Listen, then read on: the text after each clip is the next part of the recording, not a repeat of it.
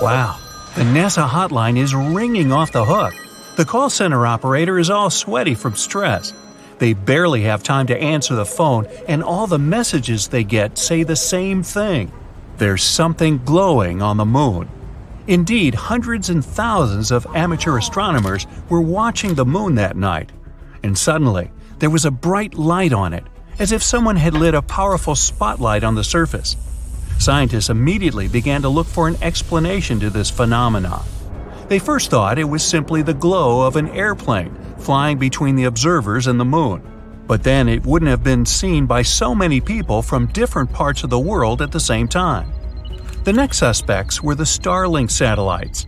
Theoretically, one of them could have played a cruel trick on amateur astronomers. They could have mistaken the small satellite's light for a flash of light on the moon. But then again, if the satellite were the culprit of this mess, the flare wouldn't be static, but moving. While some scientists continue to search for an answer to this mystery, others decide to investigate the phenomenon in more detail. For this purpose, they have built a new telescope north of Seville, Spain. The conditions there are quite suitable for observing the moon. The telescope has 2 cameras, controlled remotely from the campus in Germany. If both cameras pick up any unusual phenomenon on the surface of the moon, it will quickly zoom the telescope there to see what's going on. It'll also require advanced artificial intelligence to teach the cameras to distinguish between the unexplained phenomenon on the moon and the light of an airplane, a satellite, or a small meteorite that just entered the Earth's atmosphere. While the telescope is doing its investigation, we already have a theory that may explain the appearance of such bright round flashes on the moon's surface. So, the moon influences the tides of the seas and oceans on Earth with its gravitational force. But the Earth can affect the moon in the same way. Only the force will be 32.5 times stronger. While the moon orbits the Earth, at one point it may be as close to our planet as possible. Then the force of the interaction will be greatest. At this point, tidal forces may force cracks in the surface of the moon to open and release gas from its interior. A powerful jet of gas will lift the lunar dust with it, and what we see as a bright flash through our telescopes is really just a fog of dust, which is round and reflects sunlight well. If you look at it from a distance, it really does look like a flash. As the dust rises, we think there's been a small explosion, and that flash gradually fades as the dust settles down. These things happen all the time on the moon's surface. They're called transient lunar phenomena, and besides lunar flashes, much more mystical and bizarre things have happened. Back in 1178, 5 monks claimed to have seen the moon, being in the shape of a horn, begin to split in 2 from an upper point. Then fire and sparks began to blaze from the place of separation. It was as if a dragon were spewing flames. In the next moment, the moon began to pulsate and then returned to its calm state. This phenomenon was repeated more than 10 times, and the flames took different shapes each time. When this nightmare was over, the moon turned black. It wasn't until the 20th century that scientists tried to explain the phenomenon. They theorized that a large asteroid collided with the moon at the time, and it was this asteroid that should be blamed for creating the Giordano Bruno crater, 15 Brooklyn bridges wide. But in that case, millions of tons of fragments from the asteroid would have hit the Earth as well, and then people would have seen an incredible meteor shower. It would have been very bright, and the memories of it would definitely have been in the archives. But that didn't happen. Now the phenomenon the monks observed seems questionable.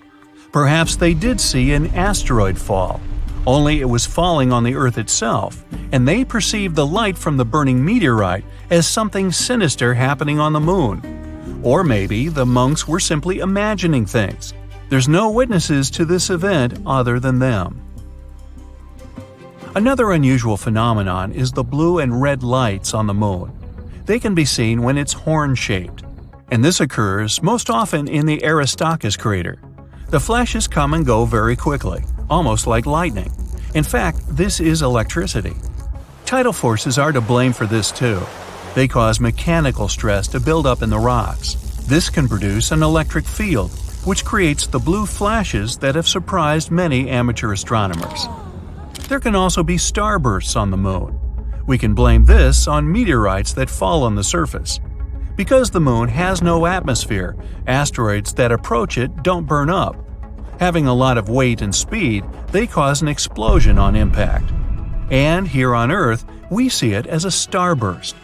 For example, on May 13, 1972, there was a meteorite impact of 1,000 tons of TNT near where Apollo 14 landed. If we lived much earlier, we might have witnessed constant bright flashes on the moon's surface. All the craters there are formed by such meteor strikes. So imagine the fireworks that were there years ago. And a lot of those meteorites were even useful too. They brought water with them. Yes, there is water on the moon. NASA confirmed this fact after studies with the SOFIA telescope. It was mounted on an airplane. The observations were made from the upper atmosphere of the Earth. At such an altitude, the dry air allowed the telescope to see even the smallest details. Water might have been in the craters at the poles of the moon. These places have never seen light, and the water there might be encased in ice. But SOFIA found water on the sunlit surface of the moon. Of course, it's only H2O molecules that are present in the dust layers, but that's something. If we manage to collect all this water, we'll get very little of it. In comparison, the Sahara Desert has about 100 times more water than we found on the moon. But an even more unusual phenomenon is happening there right now. The moon is actually rusting, just like a piece of old metal. For rust to appear, we need iron, water, and oxygen. Lunar soil has enough iron in it, and as we've already learned, there's some water too. The last piece of the puzzle is oxygen. Everyone knows there's no atmosphere on the moon, and we can't breathe there, but oxygen is still present. The solar wind brought it there. The wind from our warm star moves at an extremely high speed. It scrapes oxygen from the upper parts of our atmosphere and carries it further through space. Eventually, the wind with the oxygen molecules reaches the moon. Voila! All the ingredients for corrosion are in place, and the iron ore on the surface of the moon begins to take on a reddish hue. If this process goes on long enough, in the distant future, the moon will look like Mars. It will turn orange-red. Yes, the signature color of Mars came exactly from that corrosion that began there thousands and thousands of years ago, when there were rivers and seas with water and an atmosphere with oxygen. Other strange objects that can be seen on the moon were left there by humans. Between 1969 and 1972, 12 people visited there as part of the Apollo program. In all, there were 6 landing sites where the astronauts left a bunch of stuff behind. Besides a couple of dozen satellites and spacecraft that fell or landed softly on the moon, there's a lunar rover, some United States flags, a family photo of one of the astronauts, and even 3 golf balls. And the first 2 people to be on the moon left behind a whole pile of stuff. When they were about to go home, they took a lot of soil samples and rocks with them. And to carry it all away, they had to get rid of everything unnecessary on board the lunar module. The TV camera, the sample collection tools, the science equipment, and even the armrests from the seats. The astronauts stood outside the lunar module for a full 8 minutes and threw out a whole mountain of unnecessary items. If you collect all these objects and debris that we left there by 12 astronauts and put them on the scales, it will show about 199 tons. It's like 3 heavy armored tanks or 3 large passenger planes. Strange, but true. You step on the surface of the moon. It's unusual. You definitely feel lighter here, and it's easier to walk. You decide to check out that obsessive idea of yours. Jump on Earth's natural satellite. And even despite your bulky spacesuit, you literally fly up into the air. Woohoo! Anyway, you continue your walk on the surface of the moon when you feel something strange. The ground under your feet is it shaking? It feels as if an earthquake has just started on the moon. But that's simply impossible. Or is it? Surprisingly, your gut feeling hasn't let you down this time. Moonquakes do exist. In fact, there are 4 types of moonquakes that are strong enough to be detected from a large distance. There are deep moonquakes occurring more than 430 miles below the surface. Then there are meteoroid impacts. Thermoquakes occur when the frigid lunar crust expands. It happens when the morning sun illuminates the satellite after a 2-week-long deep freeze lunar night. And there are also shallow moonquakes. They're the only ones that are similar to earthquakes on our planet. Shallow moonquakes happen 12 to 19 miles below the surface, and they're the most powerful and dangerous. Between 1972 and 1977, the Apollo seismic network recorded 28 such moonquakes, and some of them measured more than 5 on the Richter scale. On Earth, such an earthquake is strong enough to crack plaster and move heavy furniture. Plus, shallow moonquakes are very long-lasting in compared to earthquakes. Once they get going, they can continue for up to 10 minutes. As for the average earthquake, it typically continues for 10 to 30 seconds. Scientists are still not sure what causes shallow moonquakes, and even where exactly they occur. One of the theories is that moonquakes happen at the rims of large, relatively young craters that probably slump from time to time.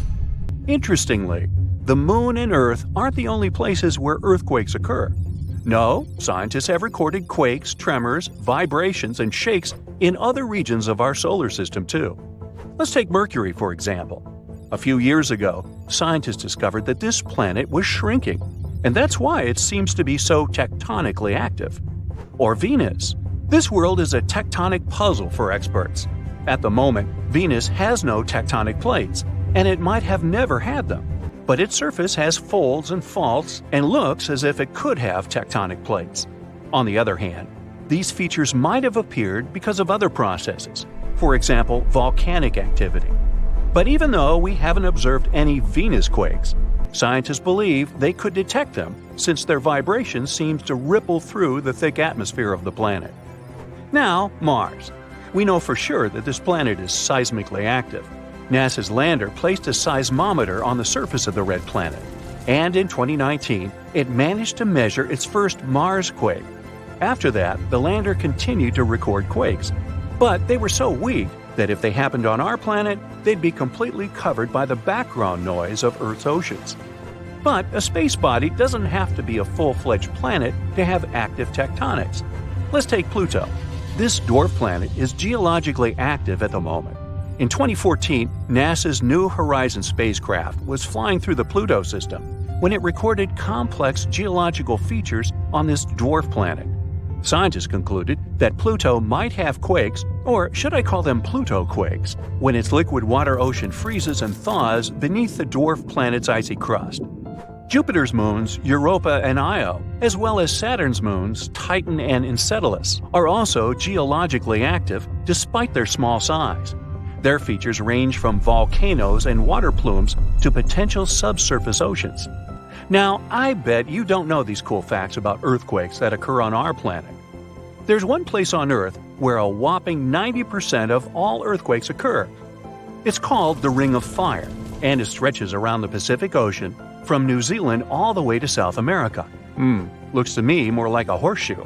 Anyway, experts claim that these countless earthquakes are caused by the abundance of volcanoes in that region and the constant movement of the tectonic plates. Around 500,000 earthquakes happen on Earth every year, but many of them occur very, very deep in the Earth's crust, and only special equipment can detect them. We feel around 20% of earthquakes, and only 100 of them can cause damage. The largest recorded earthquake occurred in Chile in May 1960. It was a magnitude 9.5 on the Richter scale. It was truly devastating. During that earthquake, seismographs detected and recorded seismic waves that traveled all over the world. They shook the planet for many days. As for the most powerful earthquake that occurred in the U.S., it was 9.2 and happened in Alaska. By the way, Alaska, along with California, is the most earthquake-prone state in the U.S. and one of the most seismically active regions in the world. A magnitude 7 earthquake occurs there almost every year. A mega earthquake can actually shorten the length of a day for the entire planet. NASA claims that really large earthquakes can shift our planet's axis and, thus, change the duration of a day. Now, of course, you won't notice it since this change is measured in microseconds, and 1 microsecond is 1/1,000,000th of a second. Scientists think that the 9.1 Sumatra earthquake, which occurred in 2004, shortened the day by 6.8 microseconds. Now, not even the best specialists can predict an earthquake. That's mostly because the mechanisms that trigger earthquakes are extremely deep underground. But these days, people have learned how to figure out a more precise time frame of when an earthquake might occur. Earthquakes can be triggered by volcanic eruptions or, let's say, meteor impacts, but most of them are caused by the movements of our planet's tectonic plates. Earth's surface consists of 15 to 20 constantly moving tectonic plates.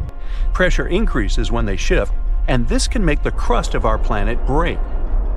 San Francisco is moving toward Los Angeles right at this moment. The speed of its movement is about 2 inches per year. That's as fast as your fingernails grow. It's happening because the two sides of the San Andreas Fault, which is the continental fault extending 750 miles through California, are slipping past each other. So, in several million years, Los Angeles and San Francisco will be neighbors. Lakes, ponds, and canals become slightly warmer and start to stink before an earthquake. It happens because gases get released when tectonic plates shift.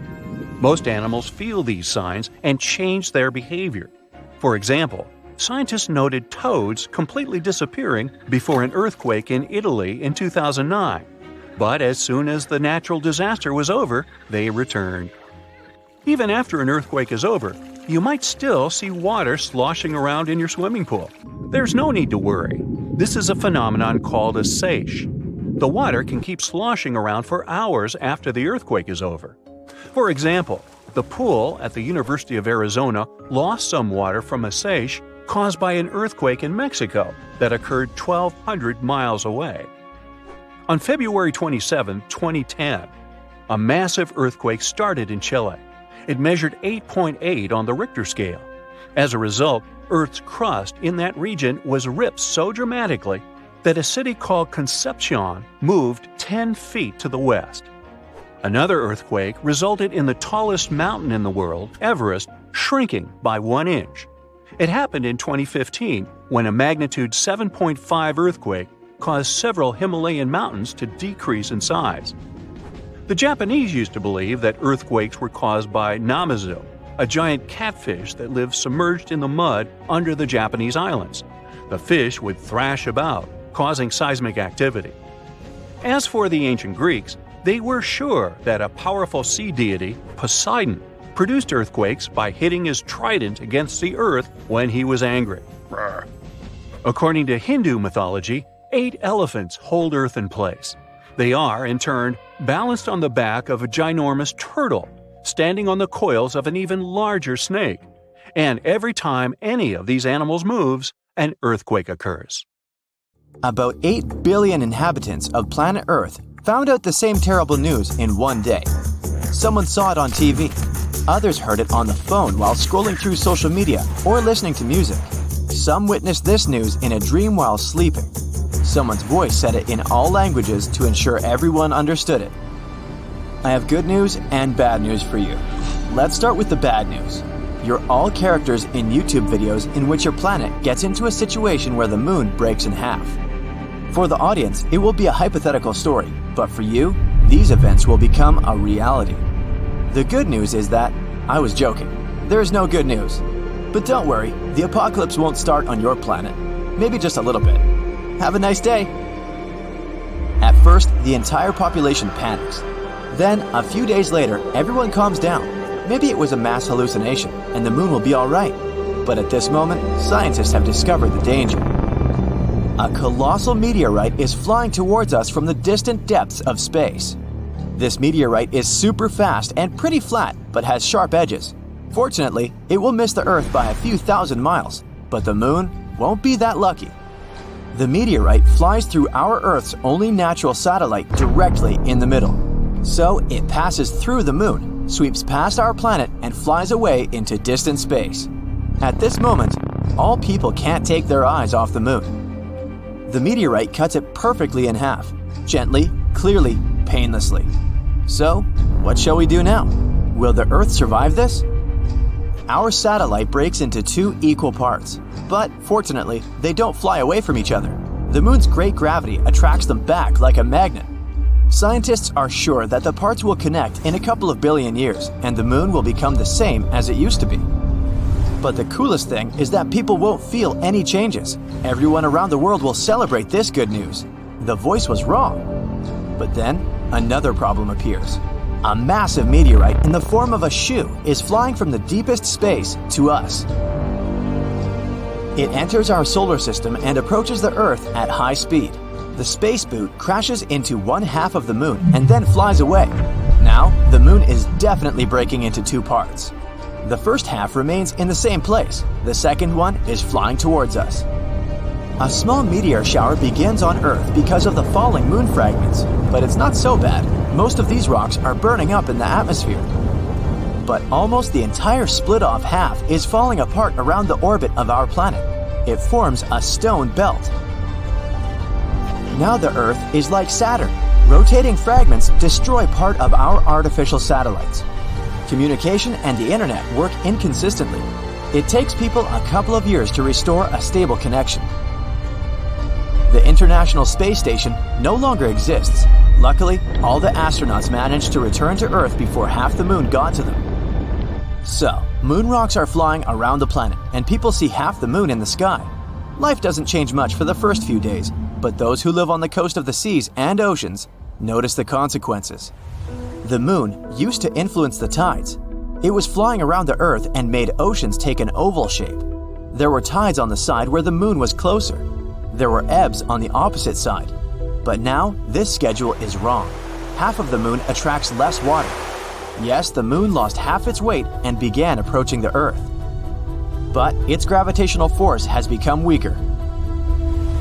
Seabirds, many species of fish, sea turtles, and other coastal animals may not survive these changes. Their natural instincts associated with the Moon help them determine the time for getting food, breeding, and flying south. For example, tiny turtles expect a strong tide in the morning. They run to the water, but the water doesn't reach them. Turtles can't hide in the ocean in time and become dinner for seagulls. Crabs can't lay eggs because the tide has started earlier than usual. Wolves go mad in the woods. They howl loudly every night and can't stop. The whole natural world can't understand what's going on. The human body is also feeling some discomfort. Many people have low and high blood pressure, and some experience severe headaches. Half of the Moon changes the entire ecosystem of the planet. Adapting to new conditions will take several tens, maybe hundreds of years. A couple of weeks pass, and people notice the days are now shorter. The Moon always slowed the Earth's rotation and made one day last 24 hours. The Earth is spinning faster now. The night and the morning come earlier than everyone is used to. Earth rotation speed has increased and reduced the number of hours per day to 15. People suffer from insomnia or oversleeping. The body needs time to get used to it. Work schedules are changing all over the world. Previously, people came to the office at 9 and left at 6. Now, they arrive at 7 and leave at 2 p.m. Sleep time got shorter, and people are really sad because of this. Progress slows down because the short working time. The technologies of the future are now 20 to 30 years late. Hourly pay remains the same, so bosses now pay less for fewer working hours. The whole Moon stabilized the weather and climate on the planet. Look at Mars. It has 2 small moons. They quickly spin around it and rock Mars around on its axis. As a result, strong winds, sandstorms, and thunderstorms often happen on the red planet. Now the half of the Moon that approached us takes the Earth out of stable rotation. This changes the seasonal temperatures in the world. It even gets hotter in hot places. And snowstorms are raging in cold regions. There are short, massive downpours instead of sunny weather. A typical breeze can grow into a hurricane and small waves into a tsunami. The seasons are changing faster now. Winters are colder and summers are hotter. Changing the rotation of the planet affects the Earth's magnetic field. Since the compass and navigation systems are unstable now, we need to recalculate where the north and south are. Birds can't fly south to wait out the winter since they don't know what direction to fly. Their inner compass is broken. Several hundred years have passed. People are entirely accustomed to the new conditions on Earth. New species of animals and fish have appeared. Birds can navigate the sky by the moon again. The planet's economy has been restored. Hourly wages have become higher. People now get enough sleep from 5 to 6 hours a day and work for 4 to 5 hours. The reduction of day and night has also affected the entertainment industry. Movies now last 1 hour. One episode of some TV series lasts 30 minutes. Life goes faster. An average person now lives to be 96 years old. In fact, the passage of time hasn't changed at all. Its calculus did. Several thousand years have passed. People look different now. Now they have big eyes that absorb more light. Half of the moon doesn't shine as bright as the whole thing, so the nights have become darker. It took the human eye a couple of thousand years to develop the ability to see clearly in this new dark. Animals need to navigate better in these conditions, so their eyes have become larger and more sensitive. During all this time, people have cleared the orbit of moon rocks. Several space stations fly around our planet. And again, people hear this strange voice that once told them that they were all characters in one hypothetical YouTube video. This time, the voice says, "Your story ends because the video ends. I'm sorry. Good night."